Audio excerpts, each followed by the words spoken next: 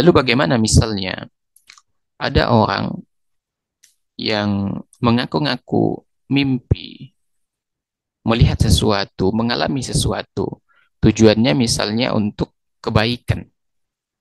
Katakanlah misalnya dia punya keluarga yang nggak sholat. Kemudian salah satu keluarganya mengatakan bermimpi bahwa dia melihat keluarganya begini dan begitu karena nggak sholat. Ditakut-takutin gitu kan. Padahal dia nggak pernah bermimpi seperti itu sebenarnya. Boleh nggak seperti ini?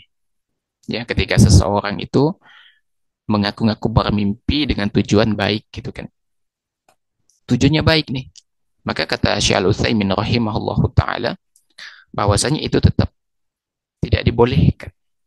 Maka tidak ada maslahatnya ketika dia tujuannya mengajak orang pada kebaikan tapi melalui mimpi mimpi dusta. Enggak ada sama sekali kebaikan di situ.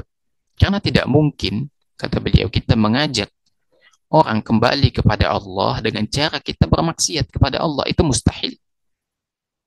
Ya, maka cukupkan diri dengan nasihat baik dari Al-Quran dan dari As-Sunnah. Ya. Maka dari sini kita bisa mendapatkan pelajaran. Meskipun tujuan kita berdusta dengan mimpi itu tujuannya adalah untuk kebaikan. Ya, untuk kebaikan.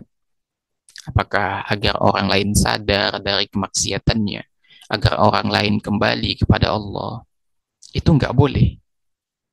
Ya.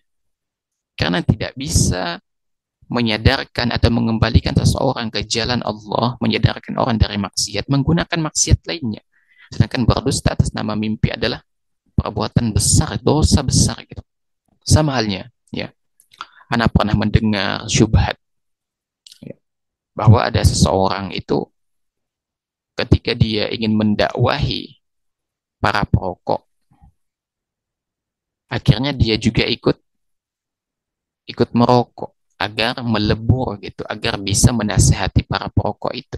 Akhirnya apa? Yang tadinya nggak kecanduan rokok, nggak pernah merokok, jadi merokok sekarang. Karena pendekatan penyampaian dengan cara yang keliru. Makanya nggak bakal bisa ketika kita menginginkan kebaikan dengan cara yang keliru. Ya. Sesuatu kebaikan itu ketika dimulai dari sesuatu yang salah, maka hasilnya itu tidak sesuai dengan apa yang kita harapkan. Tidak akan sesuai dengan apa yang kita harapkan. Oleh karena itu, ketika kita ingin menasihati orang, nasihati saja berdasarkan apa yang disampaikan dalam Al-Quran dan As-Sunnah. Nggak perlu berbohong, saya melihat kamu disiksa begini-begini. Saya bermimpi melihat orang tua kamu di surga berpesan begini, begini, begini. Nggak perlu. Nggak perlu. Karena ya berdusta dengan mimpi ini juga sudah termasuk dosa.